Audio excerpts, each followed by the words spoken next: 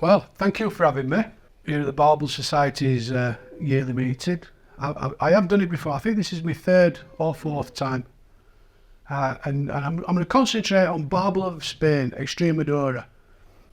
This isn't a one-man talk. This is really a three-man talk. The good, me. The bad, Angel Eyes, or me. And the ugly, El Tuco, Tony Rocca. And this is where it started, Boots Social Club. This is my first talk.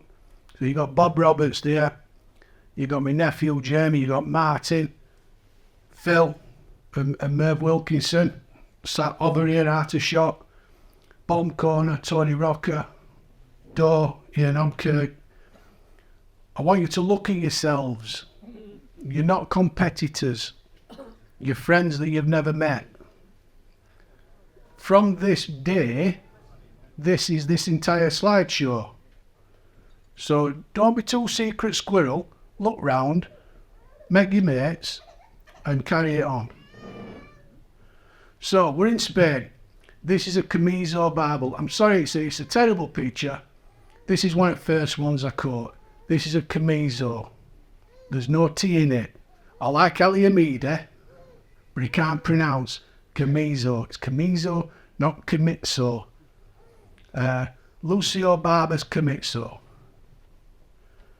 Lucio Barbas because he's got a head like a pike. Got a big snout. This is a male. You can see his tubercles. And they've generally got a big flobberdy nose. Massive, massive flobberdy nose. Highly protrusible lips. Extremely predatory. Shockingly predatory. And first time I went, I said to Tom, I just want to catch a Camiso. I said, how do I know the difference between a Camiso? He says, can it swallow an orange? I said, right. Yeah, it can. Yeah, its mouth's ridiculous. It can swallow an orange.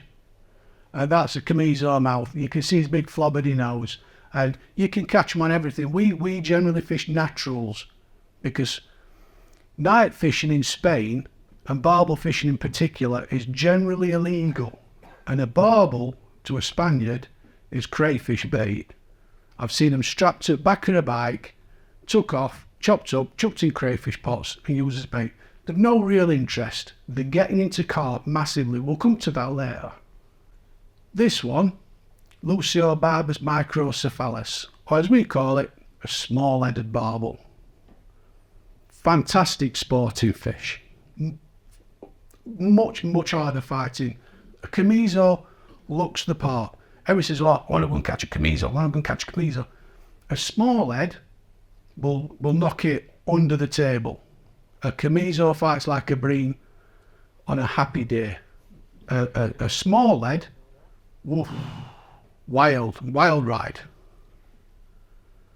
This is a bigger small head. Probably around doubles. I don't weigh a lot of my Spanish fish because I'm in Spain. I'm there for crack. I'm there just to have a good time, catch some fish, look at the nature's off the scale. I'm a nature freak. Extremadura, if you're into bird watching, butterflies, anything, Extremadura is a gold level spot. You've got to go to it. This is me PB small head. Hobby's had some bangers. Hobby, what's your biggest? Is it 14? 12.9. Massive. Cracking fight. Unbelievable fight. Relentless. They look very similar to ours. A little bit more delicate. Now, this is a gypsy barbel. A gitano. Double striped. Gold belly. Much prettier fish to look at than a Camiso. I like a gypsy barbel. Another gypsy. You can see the two-tone. And you look at the surroundings. It's cracking. You've got a river that's beautiful. Full of fish. And you don't know which barbel you're going to get next because they live together, which is problematic sometimes.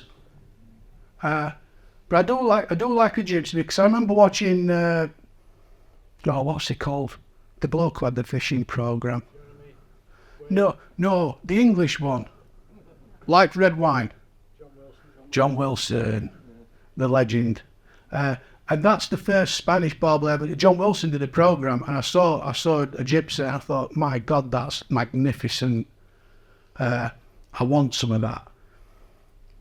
And like I said, this all starts from a meeting. We went to an AGM, and Tony had seen John Bailey, and he thought, I'll have some of that. And Tony and Obby went out to Spain, best part of 20 years ago, and they went and they found it, and they did their own legwork, and a few years later I joined them. I've been with them 8 years, 9 years. It's mind blowing. But like I said, you never know where these opportunities are going to come from. Now, when it comes to fighting fish, this is the daddy. This is a Baccagia barbel, Barbus Baccagia. Doesn't really live on Guadiana, it lives on Tagus system. That fish will outfight any barbel. That particular fish will outfight any barbel in British water, and I'll put my house on it. The first run is electric. You've no hope of stopping his first run.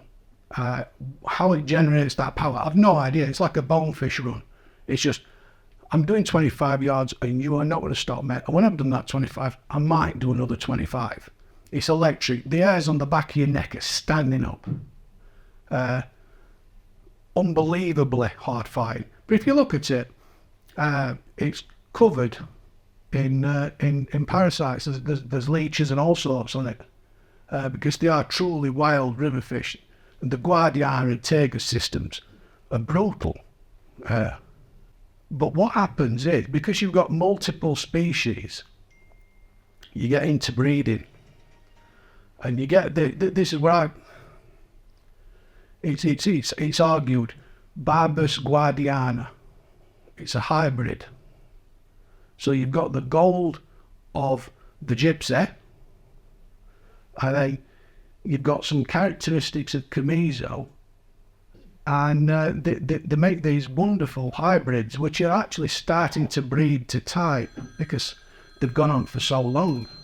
But the first time you get a polished gold barbel come to the surface, you're like, oh Lord, what is that? Because it is literally gold. It's like a polished crucian, and the phenomenal fire fish. That's another hybrid, mostly Camiso. A little bit of Gippo in it, its head shape, and they're just a phenomenal fish. They're a beautiful fish. Whether they will end up getting classified as a species, I don't know, but the hybrids breed with the hybrids, breed with the hybrids, breed with the hybrids, and eventually it's like a Staffordshire Bull Terrier. It's a species. Here's Obby, we won. This was a cracking day.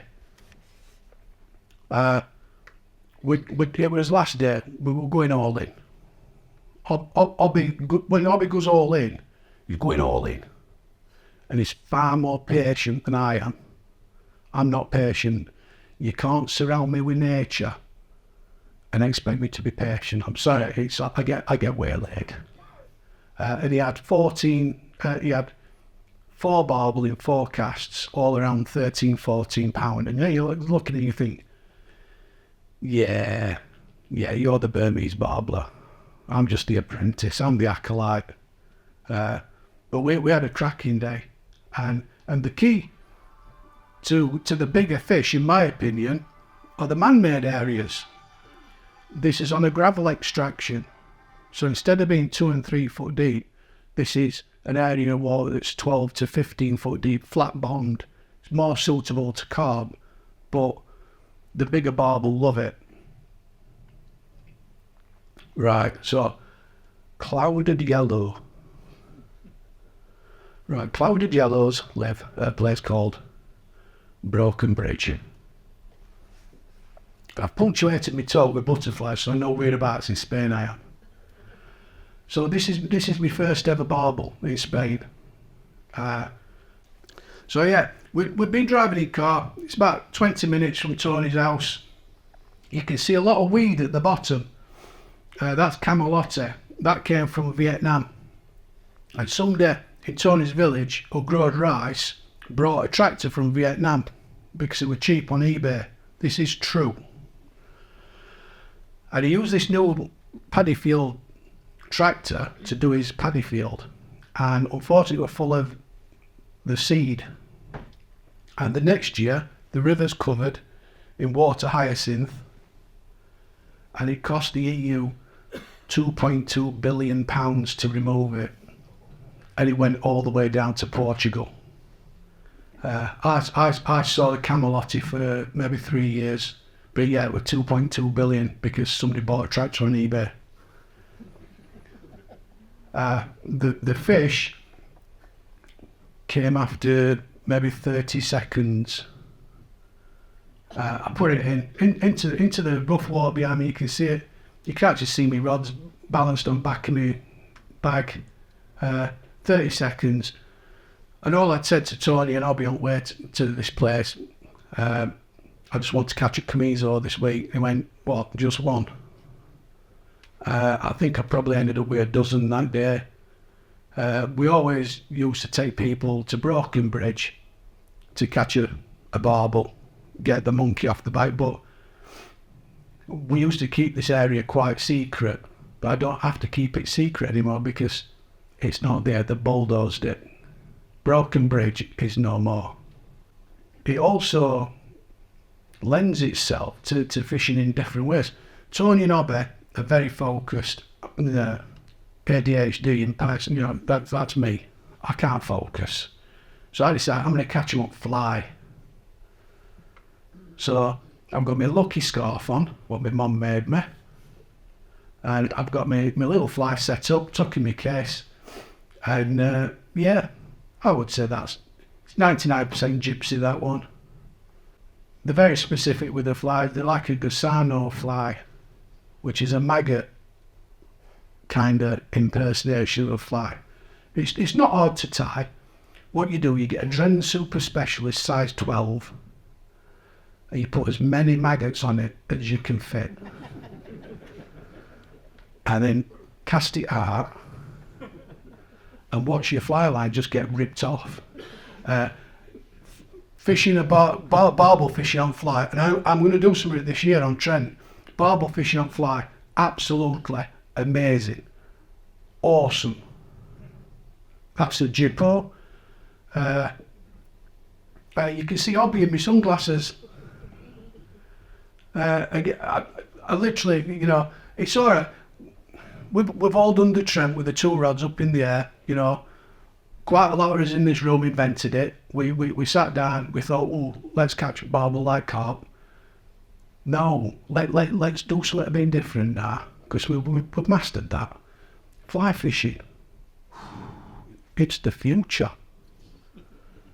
And like I said, in Spain, shallow rivers, the fight, tremendous. It's something different. And when you get back to England, you're laughing. You're ready for it. You're ready to get back because you've done something different. Same area, lower end of Broken Bridge. This is an area of what we call Swords' Point. So you've got a whirlpool, nips down, opens up, huge lagoon, and it's phenomenal.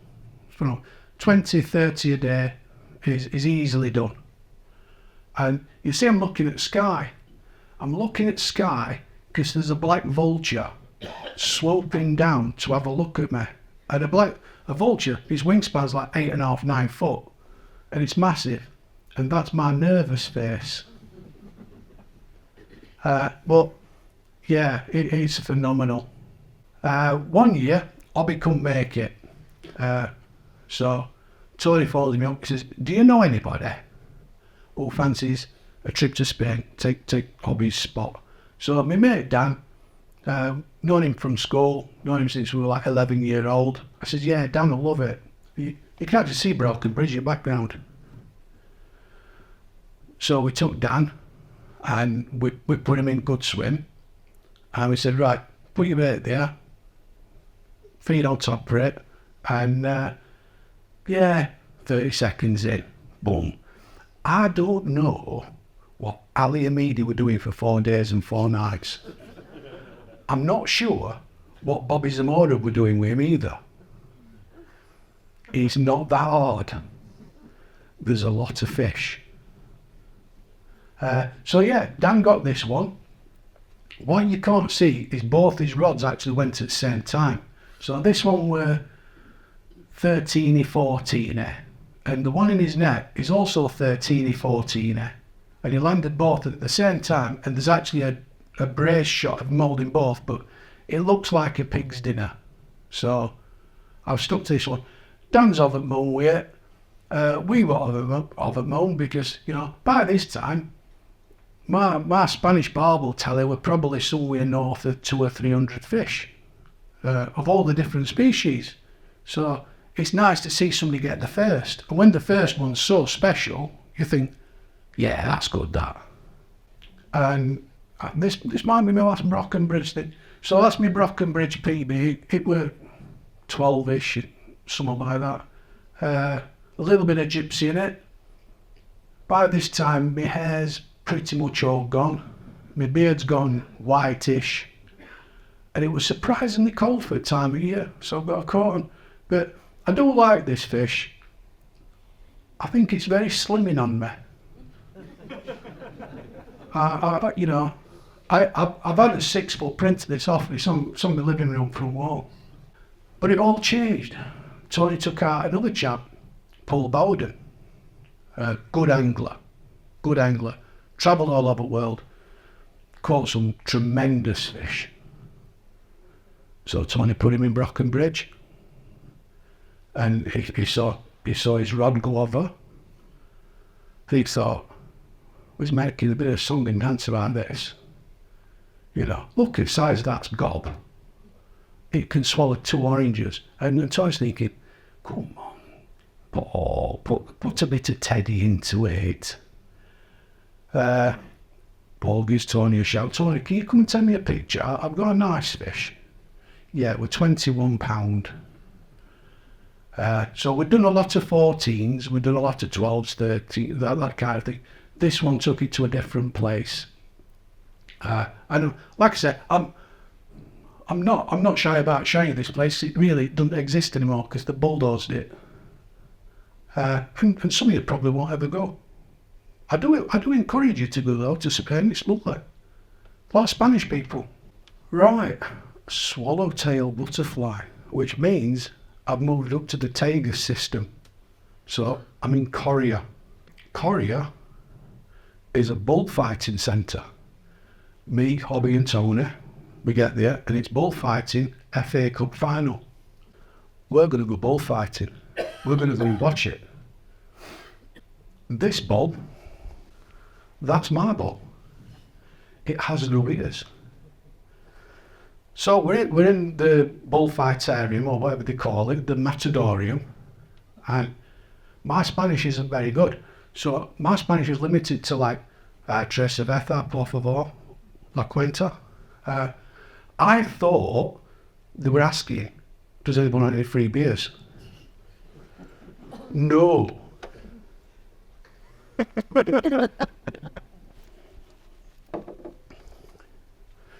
I didn't realise on a Thursday afternoon in the matadorium they have open cape slot. So you can actually get in and do a bit of bullfighting. Now, this is usually reserved for Spaniards who fancy themselves a bit. So I put my hand up, yeah, I'll have a free beer. Yeah, Estrella. Bring it on. So I get taken off. They show me this matador's outfit. Oh, I'm not wearing that, pal. So I've got my cargo shorts on, some black Crocs, and a 1997 Sheffield Wednesday away kit in black and gold stripes. Legs through into this matadorium. And there's 30,000 people looking at me. I'm thinking, can't see any beer here. What's happening? Next thing, they give me a cape, give me a little stabby sword, and senor. Oh, we're doing it then, are we? Gate opens, massive bull. Massive bull. Ton and a quarter. I'm in for a penny, I'm in for a pound. Might as well do it now.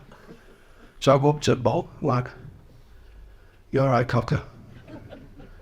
Bull goes, okay. Like, are you okay? Yeah. So it goes back. Bull hoofs his tail. Straight at me. 35 miles an hour. What the bull didn't know is I just watched Game of Thrones. I'm Dario Naharis. So I stand there. I've got my stabby thing answer. He's doing 35 mile an hour. Wolf. Straight between his chest. Clatters himself. Somersaulted. Lands on his back. Broke his neck. Little bit of death wish shooting up in air. The crowd went wild. Men are crying. Women are touching themselves. Kids all start chanting, Gordo, Gordo, Gordo, which I later found meant fat man, fat man, fat man. I've still, to this day, got an OnlyFans page in Spain, the Matadors, El Gordo. And, you know, obviously he's laughing. I don't know why he was laughing. He didn't have to get into the Matadorium. He just got the free beers afterwards. We didn't pay for another drink that week. So, Coria. We're not on the Guadiana. We're on the Tagus system, slightly north. This is the Rio Alagon. For my money, probably the most beautiful river I've been on. It's a cross between the River Wye and the River Trent.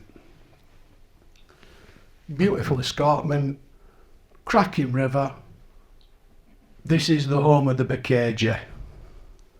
So I've got a little pole and I've got a big bend. There's a big tree. We walked around, I fished that the day after.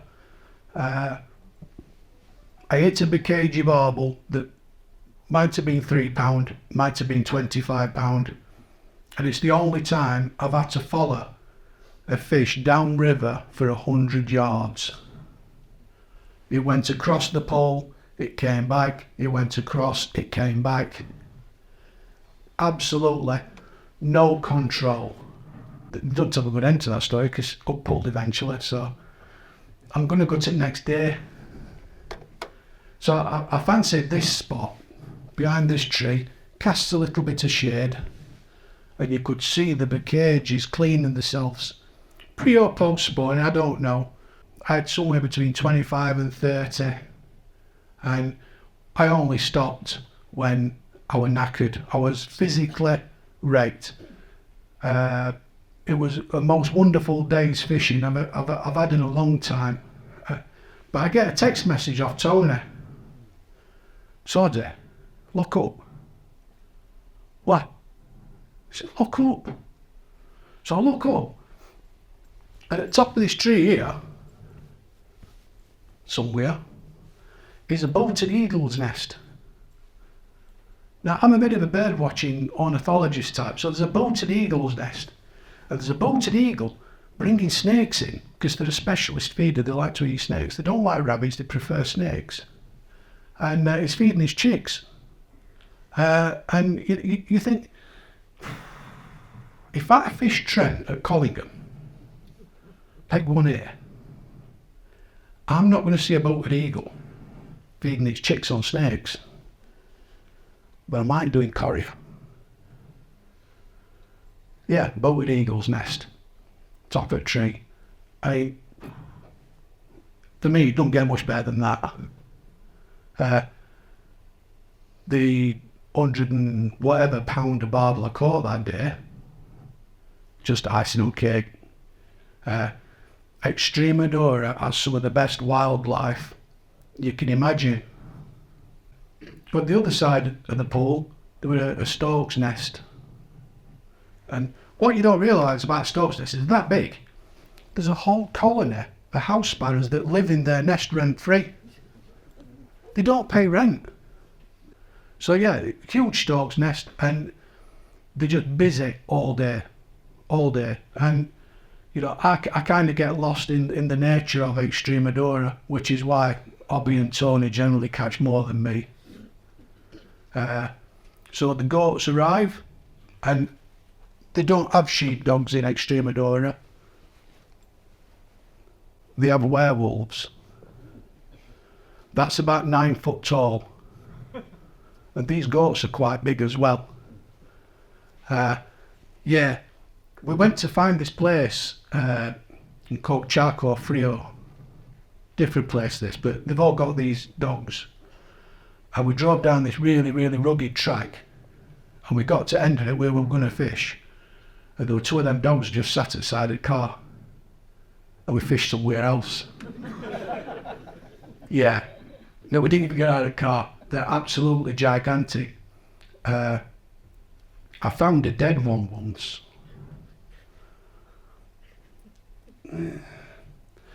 I'm not quite normal. So I brought some of it home. And it now lives in a jar in front of my television. And it's called Daisy Dead Dog, the dog that died. So yeah, I think this is my swim. Lovely sweeping bend. Tony's down here. Obbie is round corner. It's beautiful. It's beautiful. That's Tony. Looking very contemplative. Look at the features. The tidal can chuck you some really nice fish, but where'd you find that kind of stuff? It's Mr. Crabtree. Well, now it won't be Mr. Crabtree in Spain. Senor Crabtree. And like I said, the first run of a Baccagia is phenomenal. I cannot say to you how much I recommend you do it. Either get a car or fly into Spain, drive to Korea, get a license, because police will shoot you. They carry guns. They will not mess about. Get license. This lad here will be a right nightmare. Bank managers look at him like, no. But you've got to do it. So yeah, that is a small male Baccagia. That's got the fine equivalent of a small killer whale. Unbelievable. Not much to look at. Unbelievable. Unfortunately for the Tagus system, we've got these. The Germans were a little bit upset they lost World War II. So they took a load of Welsh catfish all over Europe and dumped them in rivers that they didn't really belong into. Everybody goes to Ebro to catch whales. I would suggest, if you want to make a name for yourself, go on the Tagus system, because these fish now doing 100, 150 pound plus, and there's a lot of them, to the point where the Baccagia population has collapsed a little bit. They will come back, because they'll eventually eat everything, including ground squirrels and badgers, and starve to death. Good. Can't happen soon enough. Right, a black-eyed blue. So we're done on the Tagus system. We're going on to the Embalses. Lake Serena, or Embalse Serena. Tony actually sent me a picture of the specs of it. Lake Windermere is 15 square kilometres. This is 150 square kilometres. It has 350 kilometres of bank. At the dam wall, it's 350 metres deep. So that's 800 foot, there or thereabouts. It's a colossal amount of water. And this is what you get when you have benevolent fascist dictators. Because he got shit done. He built 2,000 plus of these for irrigation. So he turned Extremadura into a sand bowl into the most densely agricultural area in Spain. It's phenomenal. They can grow anything they want in the open: tomatoes, wheat, barley, peaches, nectarines, rice. So yeah, Franco built loads of embalses, and they are huge, and they're all for irrigation. Once summer kicks in, irrigation starts, which raises the river 1.5 feet and changes everything. But yeah, Tony and Obbe knew that I was scared rights, so they took me up here, and I sat on the car bonnet and didn't get any close to the edge.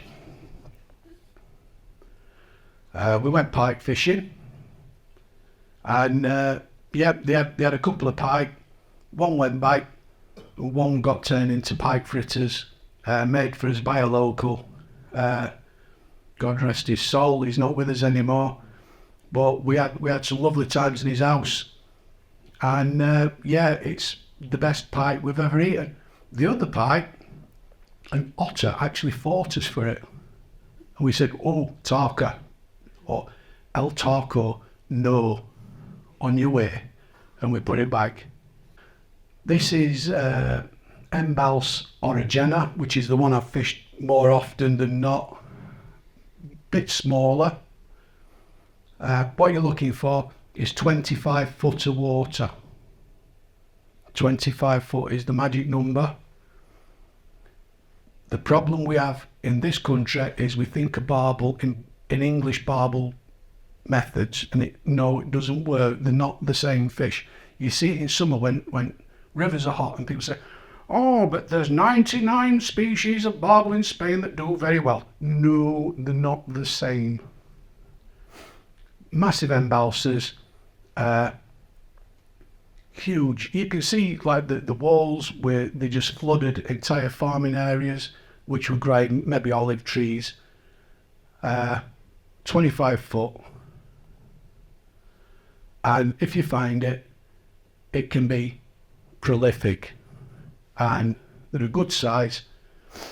Here's Tony with a banger, and here's me with a banger, which one Tony's rod, because he got both rods out on the money, and one rod went, and I went to net it for him, but his other rod went, so I had his rod instead of his net, left him to land his own fish. Yeah, I was struggling that day. Cheers, Tony. Yeah, you brought me duck. He weren't happy with that.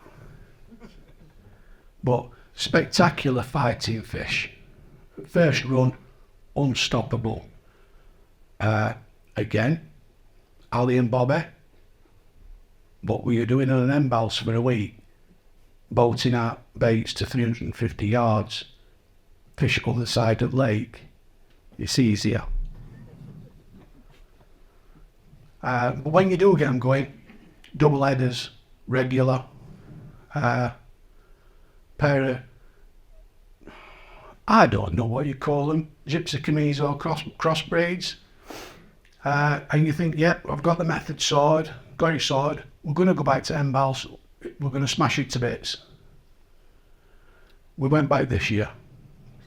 This is not a Ukrainian flag. Where, as usually, the wildflowers are ankle deep, it had been a particularly wet winter. I am actually stood in the lake, and the lake is full. So the embalse was off, but we'd already driven his car down. You know where this one's going, Abby, don't you? You know where this one's going. I can't drive. I have no knowledge of driving or engines or anything. That's where it went. So modern cars have got sensors. When you try and reverse and they see things, they stop you. So you've got to force your car to do something it don't want. After 200 yards, Tony and Obbe are having a conversation about a clutch. I don't know what the clutch is or what the clutch does, but apparently it were on fire. And there's smoke coming from under the bonnet. But I don't drive, and I don't know what a clutch is, and I've no interest in engines, so see the house martins nesting in the archways? I got some lovely pictures of house martins, you know, building the nests out of a little bit of mud, and they're looking at me like, seriously? I'm like, well, how often do you get 4 foot from a house martin? Oh, and then Hobby went off and bought himself an ice cream. While we waited for man to tow us away, I have never been as terrified in all my life. It was shocking, because if we'd not got off the Embalses and onto the main road, we were outside his rental agreement, and I think we'd have had to pay for a lot of things. Right, Spanish festoon puts me at Alange, the only place I ever see Spanish festoon. Alange Weir. The irrigation is on because there's water coming off. And he's towing it, it's playing a cracky fish. Alange were always a great place. A big flood really messed it up. Their floods are like our flood we had last year, times about 10. But yeah, went to Alange, straight away. I thought, oh, I'll take a picture because it's quite scenic, that one. But we've got a little bit of coloured water, and the only problem with coloured water, the reason we've got coloured water is they're opening up some more gravel pits, which will be interesting. They're on the River Zuha. In 5 or 6 years, these new gravel excavations will be a cracking barbel thing, because the barbel will grow very big on them. But it was coloured, which did stop us catching. Here's my Chris Live reel. Got for my 45th wedding anniversary. Not 45th, oh no, 25th. Yeah. I lose count, it's all a blessing. So yeah, I took my Chris Live, and I had a little Spanish barbel. Now, I know Chris Live reels are very collectible, but how many people have christened the Chris Lives with a Spanish barbel? I think I might be only one, which makes me special. And I had some more, because, you know, I'd also got a sneaky sleeper rod out, and that one went, so I ended up with 2. And then I ended up with 3. The fishing is phenomenal. It is truly spectacular. That's this year, because I've got my scarf on. But like I said, the coloured water does bring out the invasive species. So that's a £13.10 channel catfish. I was ecstatic because it's a PB. Tony looked at me like I was a complete raging idiot. The 2 Spanish told me to kill it.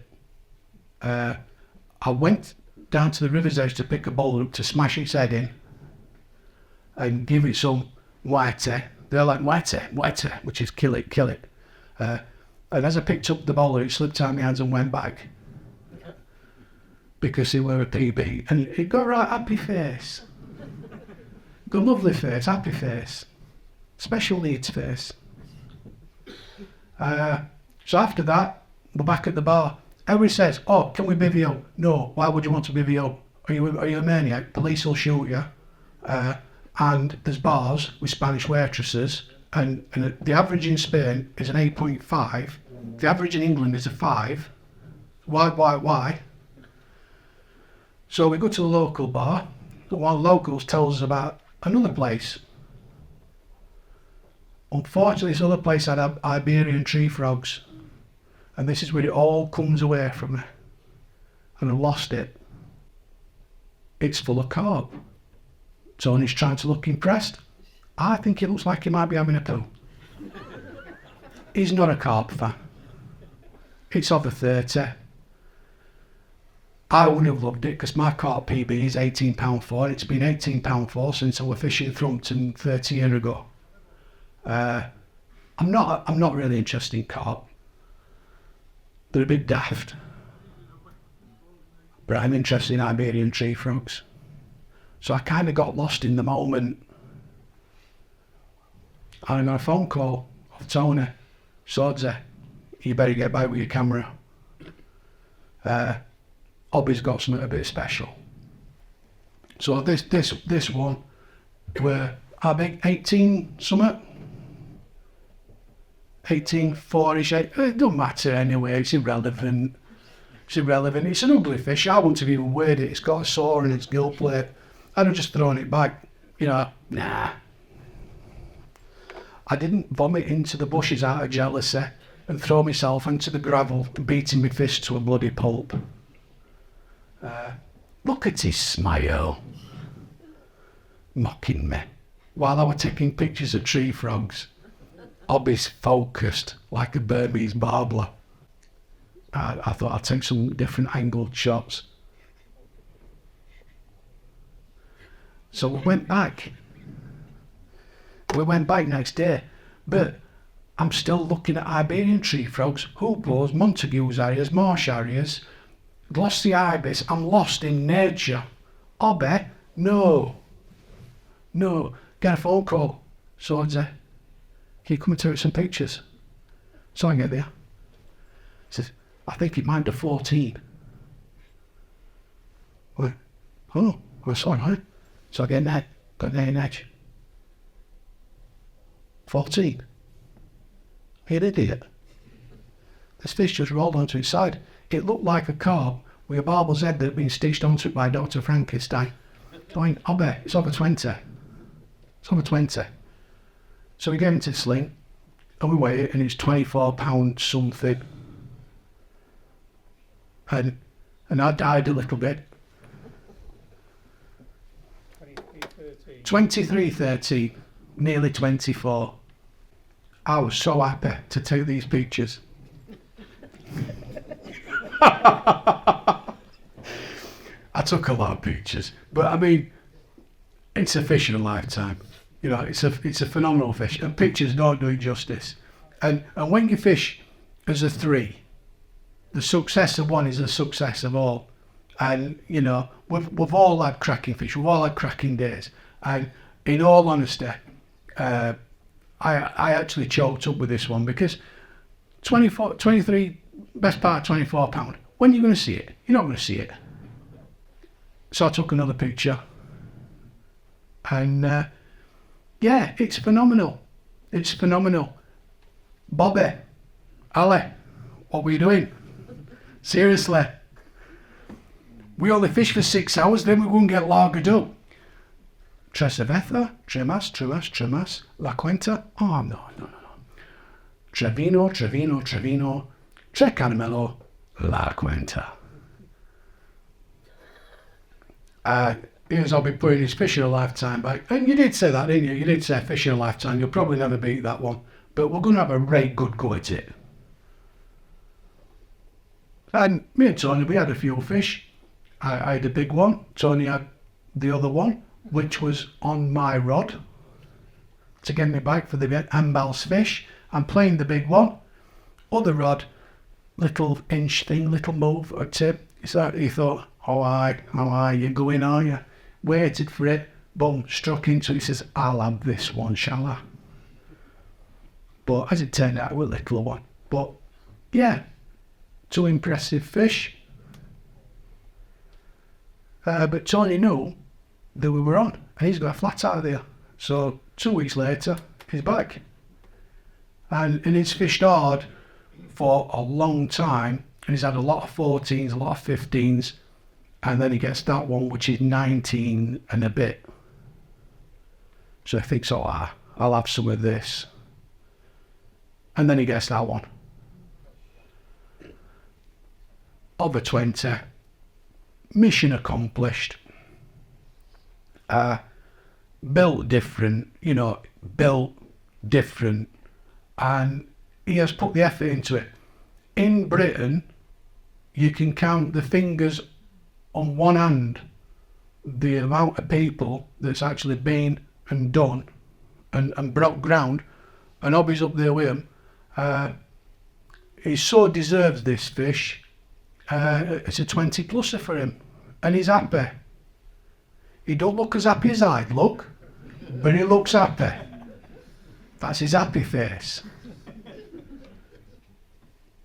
So we went back this year, and yeah, I had a big jippo. And it's beautiful, and I look happy, because I am happy. I was coming down off some magic mushrooms, but we can't talk about that in front of Tina and Olivia, because they think we just go over, we behave ourselves, but we don't. It's a very trippy experience. And then I caught that one. Now, we think in England our rivers have got problems. No, out there, they've got wild pigs, wolves, bears, dragons. Daenerys Targaryen flew one straight over Baderhoth, been there, seen it, won't like to have been on receiving end. An otter had bit its head, and bit its shoulder, and bit its back, and ripped half its tail off. But this warrior was still going.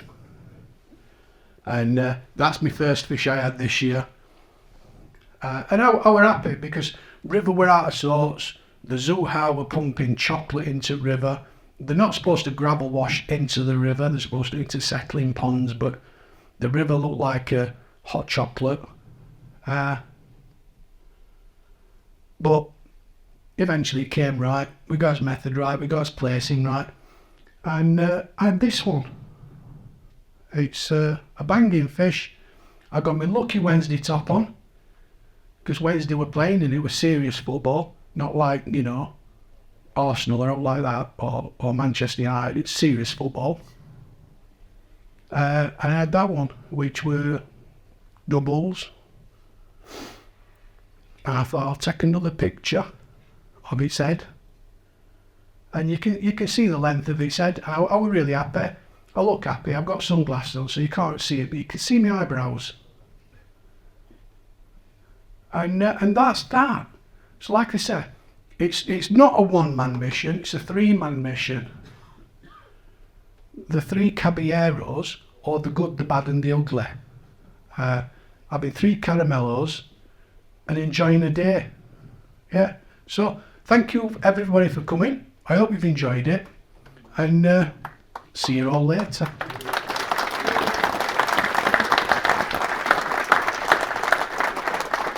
Like, All right.